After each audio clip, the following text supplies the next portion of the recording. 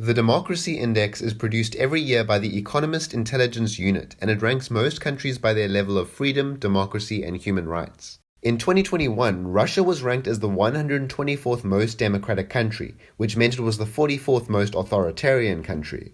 The Democracy Index has just been updated, and it shows that as of 2022, Russia is now the 146th most democratic country, meaning that it has dropped down the list by 22 positions in the last year. This is the biggest drop or democratic decline in the last year out of any country in the world. Other countries that have dropped a lot down the ranking include Burkina Faso and Haiti, which both dropped by 16 places, and El Salvador, which dropped by 14 places. So, Russia is now the 22nd most dictatorial country, on a similar level with Venezuela, Saudi Arabia, Belarus, and Iran. Russia is now ranked as less democratic than Nicaragua, Cuba, Vietnam, and Zimbabwe.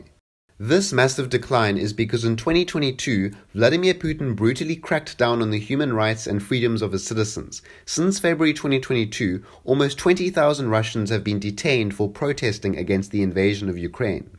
Putin also banned any use of the words war and invasion, instead referring to it as a special military operation. Russians accused by the state of spreading misinformation or fake news about the conflict can face up to 15 years of imprisonment, but even people simply reporting on war crimes committed by Russia have also been charged and imprisoned.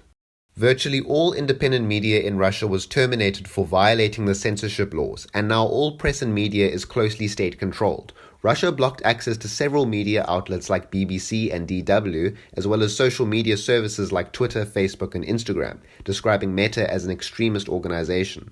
This was done to censor information on those platforms that didn't align with the government's positions.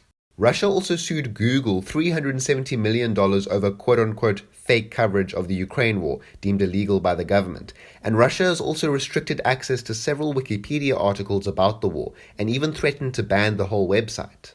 In total, Russia has blocked or removed about 138,000 websites since the invasion began. So, now that the government has crushed freedom of speech, banned all opposition in the media, and imprisoned so many protesters, it's not surprising that Russia has had the most democratic backsliding of any country in the last year.